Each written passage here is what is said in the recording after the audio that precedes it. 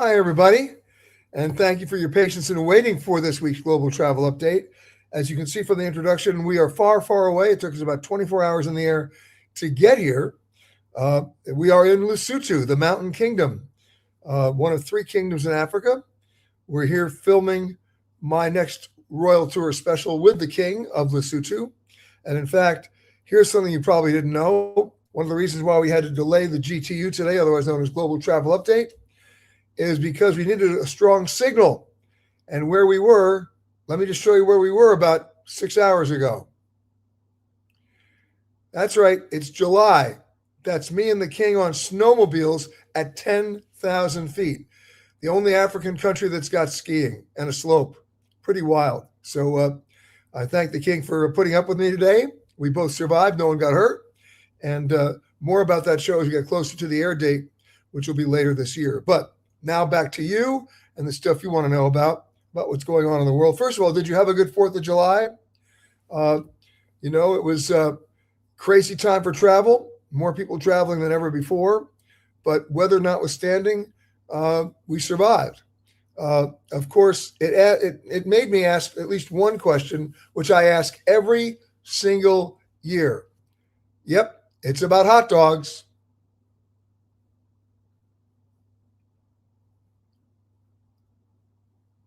Take a look. Why do they sell hot dogs in packages of 10 and sell hot dog buns in packages of 8? We should start a revolution on this. It's a conspiracy. Anyway, that's one thing about stupidity. I'll give you another one if you're traveling. We discovered this the other day. A lot of you, want to save money and maybe even more efficient when you travel, especially if you want to pack light to iron in your room. This is the warning. You got to love this, that came with the iron in a hotel room. Look at the yellow line. Never iron clothes while they are being worn. Somebody must have done that, and the lawyers got involved and said, we better put that in. It's like the warning you see, please open the cardboard before eating the cookies, or something like that. Anyway, those are my two stupid things to share with you today. Now we'll get to more serious stuff, and that is airfares, the recent war again in Iran, and the counterattacks not far from where we are. No, not in Africa, but from where we were changing planes. In Qatar, they got attacked. Also Bahrain. Interestingly enough, this time, knock on something, the airlines have not canceled their flights. So hopefully they know something that we don't know. But this war ain't over, and that MOU might be frameable, but not because it actually happened. Let's hope for the best on that. But what does that mean? Airfares going up in most cases, jet fuel prices not coming down substantially, and the actual airline debt about airline fuel. Think about this. From May 2025 to May 2026, just 2 months ago, fuel went up 83%. So for airlines like Delta, United, American, JetBlue, Southwest, you're dealing with an increased fuel bill now between $800 million and $1 billion per airline. And they're going to spend all they can to figure out ways of recouping that loss, meaning airfares are not coming down, checked baggage fees are not coming down. Maybe a glass of water might be going up too on some carriers, which brings me up to the ultra low-cost carriers, of which there are not many left, certainly none that fit the original definition of an ultra low-cost carrier. And we'll start with the latest in the demise of Spirit. When Spirit left in May and ceased doing business, a lot of people waxed nostalgic about the airline, claiming that because they were in the markets, they were able to lower fares. Going back to the old days of the Southwest Airlines effect, when they entered a market and fares dropped. And to a certain extent, that's true. But that doesn't mean it was sustainable. And in Spirit's case, definitely not. So what happened to all those Spirit passengers? Did they run to other airlines? They did not. And they didn't because everybody else raised fares, probably because of Iran, but they would have done it anyway, I think. And so they literally could not afford to fly any airline. What people don't realize are the dynamics of who flies to begin with. Would you believe that 84% of the people who flew American Airlines last year only flew the airline once? They were one-time leisure travelers, not crazy mega mileage warriors like me or you. That's number one. Number two, where are they flying now? They still want to travel, right? Guess what? They're on the bus, they're on the trains. Amtrak enjoying one of their largest ridership numbers ever this summer. So now, where does that leave airlines like Frontier? Well, what Frontier did within 24 hours of the demise of Spirit is they either launched service or increased service in 18 markets that Spirit flew. But here's something they also did that didn't get a lot of press. They also canceled 34 routes. Why? Mostly international, because they weren't getting any load factors. They were getting load factors of under 20% on these flights. Allegiant canceling 20 routes. Even American canceling 6 routes. LA to Pittsburgh, LA to Cleveland, LA to Columbus, and many others. Just not supportable because the loads aren't there.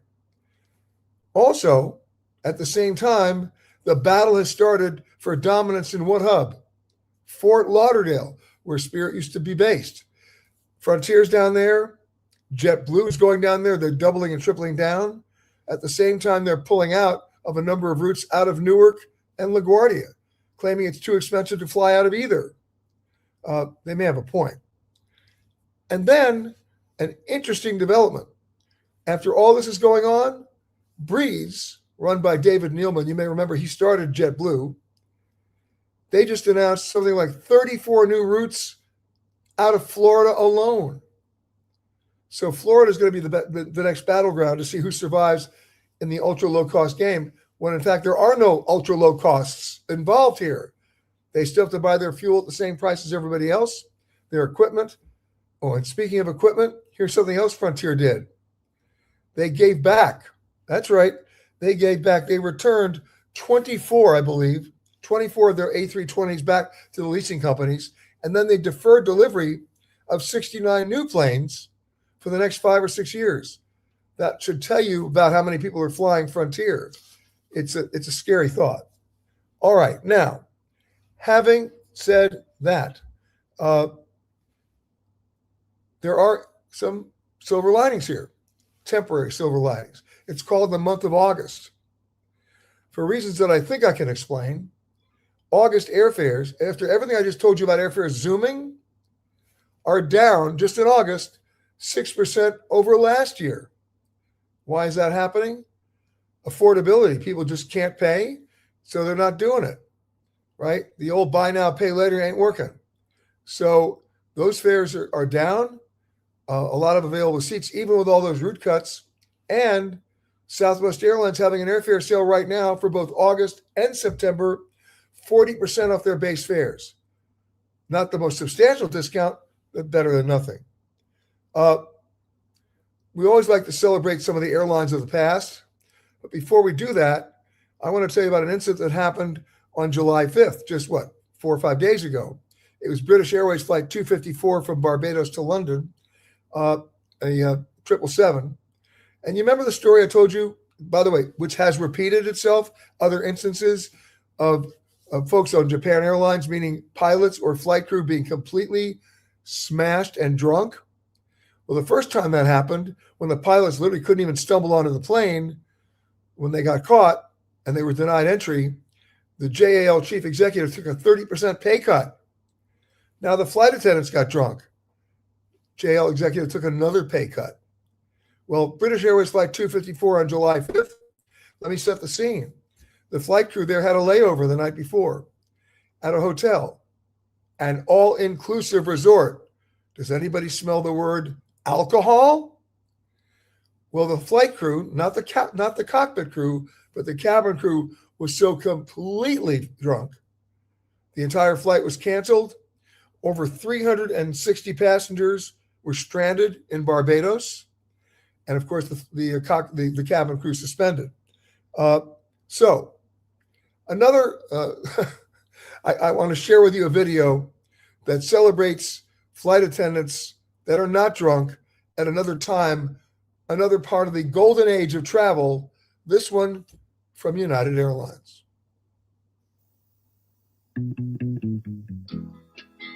All my bags are packed, I'm ready to go. Graduation day at United Stewardess College. I hate to wake you up to say goodbye, but the dawn is breaking, it's early morning. It's a happy day for the girls and their parents. I'm so excited, just can't wait to fly. So kiss me and smile for me. Above all, it's a day when the friendly skies become even friendlier. I'm leaving on a jet plane, and soon I will be back again. By the friendly skies of United.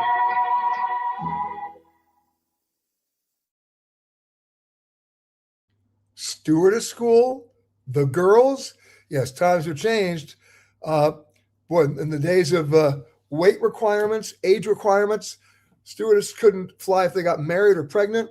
I mean, crazy stuff. But that was the golden age of travel, courtesy of United Airlines. We'll have another one coming up a little bit. It's a cavalcade of them today. But let's go to online and say hello to some people. Linda says, from the time changes, you must have really had delays. We did. By the way, Lesotho is 6 hours ahead of New York, 9 hours ahead of LA. Jeffrey's saying, what do you recommend for things to do and see in the Yasawa Islands in Fiji as day trips from Port Denaru Marina? Well, here's the thing. You have to understand that all of those islands in Fiji, and by the way, I'm a huge fan of the Lau Island Group, LAU. You go down to Suva and you get a longboat because most of the islands are basically surrounded by reefs that cannot take boats with deep drafts. So you have to work this out ahead of time with the villagers on those islands, assuming they want to see you. So they'll send out the longboat to the boat you're on and bring you in. Some of these islands, by the way, are amazing. I mean, they're so beautiful. But forget your cell phone, forget your telephone, forget television. This is, they have one radio on some of these islands to be used only for emergency purposes in case somebody gets sick. It's your pulse rate's going to go down. The air is unbelievable. Although I will tell you a story that goes back to 1978. I was out in the Lau Island Group, and in those days, I have an admission to make. I was addicted to Diet Pepsi. I couldn't get enough of it, and I drink I open about 20 cans a day.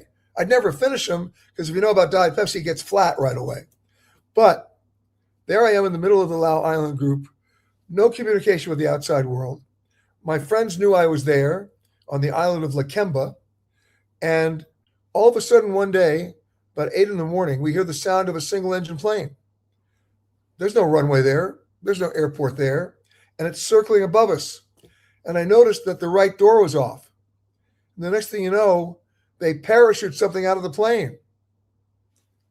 A 12-pack of Diet Pepsi. American culture caught up with me. Anyway, what you really want to do before you ever get over there is talk to the guys in Port Denaru, find out who their contacts are on the islands. You want to talk to the chief. They have now got internet, long time since I was there. But bottom line, that's how you do it. Otherwise, you may not be that welcome, nor will you have a great experience. But if you are welcome, there's nobody more welcoming than the Fijians. And the one thing I will tell you to do there is on Sunday, on my orders, you need to go to a Sunday church service, most likely Methodist. The missionaries got there first. Why? Because you will never hear better a cappella harmony in your life. The sermon's the same in every speech I've ever heard on a Sunday sermon in Fiji. It is easier for a fat man who believes in God to pass through the eye of a needle than, okay. Forgetting the sermon, you go for the music. All right? Bula. All right, moving along. Linda says, hi from a typical summer day in Naples, Florida. Hazy, hot, and humid. You got that right. Scott says, I see you started at 3 p.m. Peter Greenberg time. Hey, we're usually on time. And at least we're better than the airlines. We don't do a creeping delay and then cancel, right? Come on, give me a break. Jim and Harriet, not number one today, but they're saying hi from Mashpee, Mass, Cape Cod. Cape Cod. Nice to see you on the line here. Tom is saying, do I ever get tired of traveling? No, I don't. I get tired of bad attitudes. I get tired of airlines run by CFOs. I get airlines run by people with no vision. I get tired about countries that don't understand the overwhelming importance beyond dollars of travel and tourism. Other than that, I still love it. Okay, Sue saying hi from Bellingham, Washington. Matthew saying kudos and thanks to Prince Edward Island, Canada, where my family and I had a wonderful vacation. We love Prince Edward Island, the best, right? By the way, I had one of my favorite times ever in Prince Edward Island, but it was a crazy time. We were there in the worst part of winter, doing a story in those days of the seal slaughter, and this goes back, by the way, to Diet Pepsi. Can you believe it? We were on a helicopter that had an engine malfunction. We auto rotated, landed on a moving ice floe. They came out and thank God rescued us. We were able to land on the floe. Helicopter sunk, was never found again. We're freezing our you-know-what's off. We end up in town trying to get dinner. And the only place that was open then was like a Best Western Inn, with cinder block walls and, do the best you can, the coffee shop.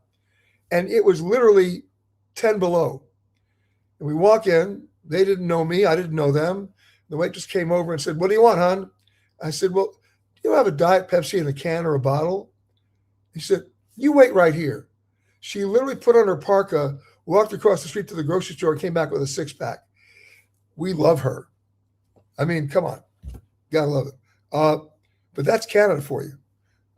We love the Canadians. Lorena says, glad to be watching you from warm but comfortable Lansing, Michigan. Okay. Someone says, you're in Lesotho, so I want to visit there. Well, here's how you get here. The capital city where I am right now, Maseru, it's a landlocked country down in the sort of south central side of South Africa. There are three kingdoms in Africa. This one, Lesotho, Eswatini, which some of you may remember is the former Swaziland, and then, of course, Morocco. The way you get here is Johannesburg, but first you got to get to Johannesburg. And you can get there through Istanbul, through Doha, through Dubai, through a number of other countries, of course. They all fly to Johannesburg. They are long flights. And because we started in New York, Anthony, who's with me here, he started from Los Angeles. So by the time you do your layovers and your connections and then fly the 1 hour short hop on Airlink, South African airline, from Johannesburg to Lesotho, you will have flown about 24 hours. But you should come here. Imagine a place that has been untouched by developers. I'm not kidding. The air, is so clean it'll put you to sleep. The natural resources, the waterfalls here, unreal. In fact, most people don't realize Lesotho provides a huge amount of water for South Africa. It's actually a big source of income because the water is so good. But there's a lot more to say about a country that only got its independence about 60 years ago and what they're doing. So stick around. Later this year, we'll do the 1 hour special, the Royal Tour of Lesotho with the King and me, and hopefully you'll get a chance to see it. Sue saying hi from Bellingham. Gene saying hi from Tulsa. Okay. Tuning in from St. George, Utah, where it's 105 degrees and about 10% humidity, which reminds me of the old days of Palm Springs. It's a dry heat. It's still hot. So hang in there. Okay. Lorena says the bun thing, right, the hot dog buns, is that some of us don't really eat much bread, but we love the hot dogs. No, it's not. It's a way to sell more buns. Come on. You know that deal. Yvette's saying hi from Las Vegas. Carlos is saying, Carlos, my friend, my fellow fireman from Fire Island, beautiful sunny Fire Island. I'll see you next week, Carlos. I'll see you at the drill. Okay, Tracy's saying, hello, should I take a Mediterranean cruise in May or September, October of 2028? I have never been to Europe. What countries' port stops are a must do? Okay, first of all, I'm a strong believer that September is the magic month in almost all parts of the world. I'm a real fan of early September for you for the Med. Now, there are different ways to do it, right? Eastern Med, Western Med, stops all over the place. What I'd like you to do is email me, peter@petergreenberg.com, with a much more specific idea of your itinerary that you'd like, your number of days, not to mention your budget, all right? Because virtually every cruise line that's floating has a Mediterranean itinerary. Okay. All right. All right. Let's see. Oh, Thomas, I'm confused with your situation with Amex. Why do you still haven't used their card? Oh, I don't use their card. I just have it. It's a wall ornament. Does that answer your question? I'm still battling with them.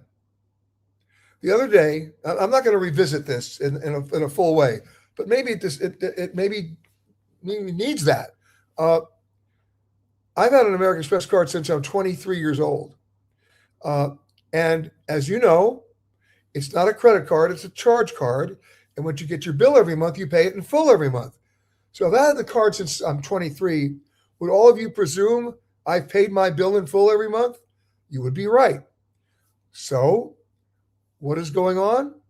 They keep denying charges when I have a perfect payment record.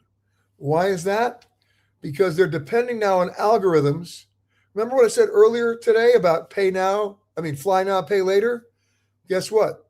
The number of credit card defaults right now in the United States is running at 13%. That means cards that are 90 days or more past due. That equals how bad it was back in the financial debacle of 2008.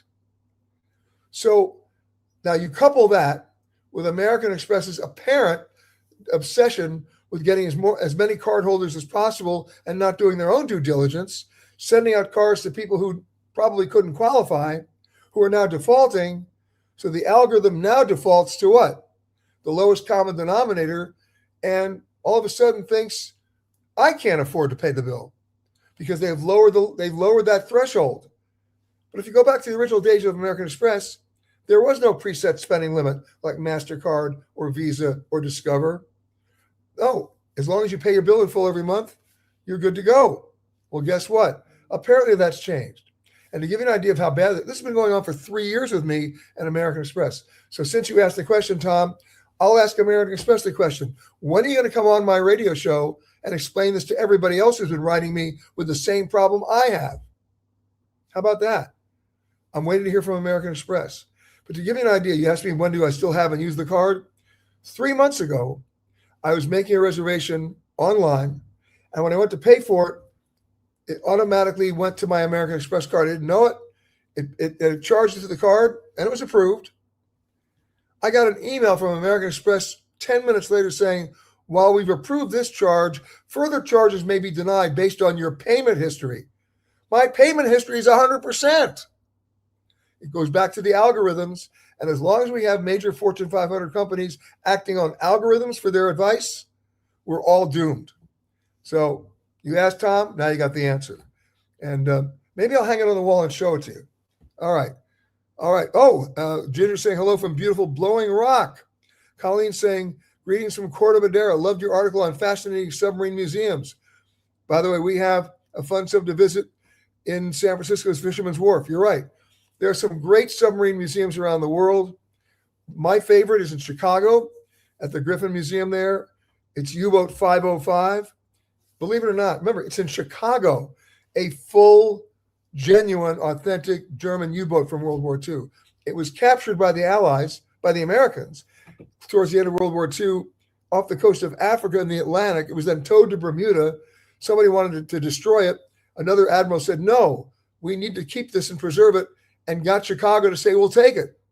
How the hell did they get that submarine from Bermuda to Chicago? When you go to see the museum there, they have a wonderful video that shows you exactly how they did it. The engineering alone is well worth the visit. But not just there, there's the Pacific Submarine Museum at Pearl Harbor. That's you'll see the Bowfin there. You mentioned the USS Pompanito in San Francisco. There's the Cobia in Wisconsin. You got to go see it. It's unbelievable. And if you've never seen the movie Das Boot, Go see it. I rerun it for myself at least once a year. One of the best movies ever made. Okay. Tom said, did all Spirit Airlines stop at one time? So how did people get their checked bags? Interesting. They ceased operation at about 3 a.m. when they all ceased. And yes, it stopped all at once. Any plane that was in the air at that point, the minute it landed, that was it. For a period of about a week, it was not about just the check bags. It was the lost bags that Spirit had from other passengers for weeks and weeks and weeks that were still stuck in Spirit airport offices under lock and key. They finally got returned. So there you go on that one. All right. Christian says, I just came back from Cancun. Per my observation, walking on the beach hotels look like they have a very small amount of people in hotels. Well, Cancun in July versus Cancun in February, you may have a point. Melanie says, greetings from steamy Miami. As a Brit, I'm very excited about the England versus Norway World Cup match here tomorrow. Okay. Hey, did anybody watch? The last couple of games have been amazing. Amazing. The Egypt team, I think they were playing Argentina. Wow. Wow. Pretty close. All right. My good pal Charlie, who owes me a phone call. Hello from Baton Rouge. Better call me, Charlie, next week. Colleen says, actually, I fly United all the time, and the flight attendants have been a godsend for me 100% of the time. So you're telling me that commercial from 45 years ago still works? I hope you're right. All right. All right. Krista says, if you're flying Sun Country, you expect to wait in line to check in your bag. They only have about 3 employees checking bags from multiple airlines in the same kiosk. Remember, Sun Country just merged with guess who? Allegiant. Now, do 2 struggling low-cost carriers merging mean it's going to get better, or does that just create one larger struggling low-cost carrier? We'll wait to see what happens. All right. Oh, yeah. Ginger writes something. I was going to talk about this next week, but I'll talk about it now. I've always said this. Friends do not let friends fly basic economy. Right? If you're flying basic economy, you're either in the witness relocation program or you're a fugitive from justice, right? You have no rights. You got nothing. Well, now in an attempt to segment more revenue and generate more money, Delta has added basic what? Basic business and basic Delta One. This is crazy. And we're going to follow that story next week. I mean, at a certain point, you know what? Give me the center seat in coach, put a pair of Darth Vader headphones on, I'll be just fine. Hello, Leslie in Boca Raton. Oh, all right. Nice to see you, sir. Royalty is saying hi. Thank you, sir. And nice to see you again. All right. Michelle is saying spend 3 to 4 days on land before going on the med cruise to see Italy or Spain. I totally agree. And you know what? You always want to do that. Just make sure your luggage arrives too. Tom says, but wait, aren't you still paying fees for Amex to hold the card? Yes, I am. I'm probably remiss in doing that because I still want this battle to be over and I want it to be resolved, right? It was never my intention to cut up the card or give up the card. But apparently American Express is giving up on me. So again, when they come on the radio show, we'll figure it out. Okay. Oh, Lindy wants to know, how was my volunteer fireman week last week? It was busy. Obviously, it was over the July 4th weekend. Most people don't realize is 85% of our calls are medical. So every time we get the alarm, we roll with our own EMTs. However, because I'm on an island, about 80% of those calls require an evacuation, either by helicopter or by sea. So we're very busy either at the landing zone or at the dock. Luckily, no major fires, one little barbecue experience, not mine, but other than that, reasonably good. But, over the July 4th weekend, we're dealing with overdoses. We're dealing with, people just partying a little too hard. And then, of course, there you have an occasional stroke, heart attack, and yes, drowning. So that's our busyness. Brenda saying hello from Stoughton, Wisconsin. We love Stoughton. Okay. Michelle says, just to wait for Delta to charge more and earn more money. It's the same reason why Delta Airlines is destroying their relationships with all their frequent flyers, as is American, by auctioning off upgrades to anybody on the plane a day before the flight. Isn't the reason why you earned all those miles was to get an upgrade? Because you earned it? Now, for as little as $36, Mrs. Schmidlapp from Cleveland gets to bump you out. That's wrong. It's another crazy, obsessive push to generate more money. It's going to come back to hurt them. All right, Camilla's saying hi from Tucson, and Tracy's saying thanks. Well, you're welcome, Tracy. We appreciate that. By the way, I told you we were going to celebrate one more airline today. Gotta love this one, especially in the days when they really had roots. How about this ad from Eastern Airlines?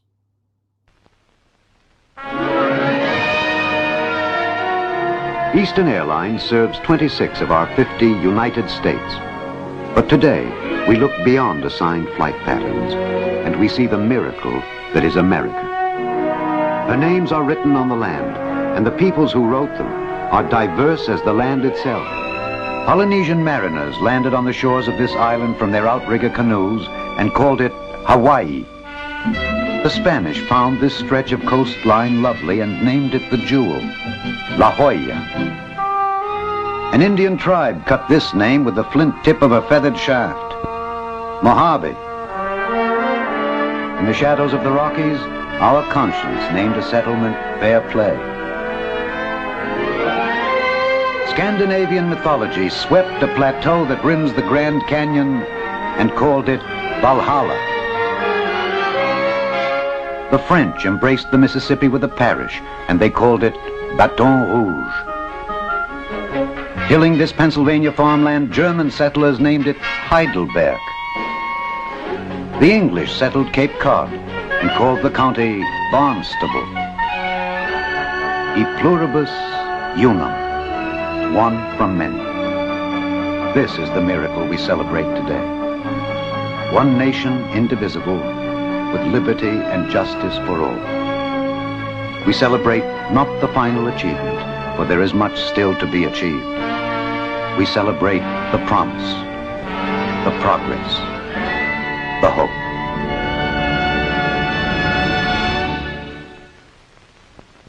Eastern Airlines. Want to guess when that commercial ran? 50 years ago for the bicentennial. Crazy, right? Couple of housekeeping notes, but first, before we do that, let's go to the photo of the week.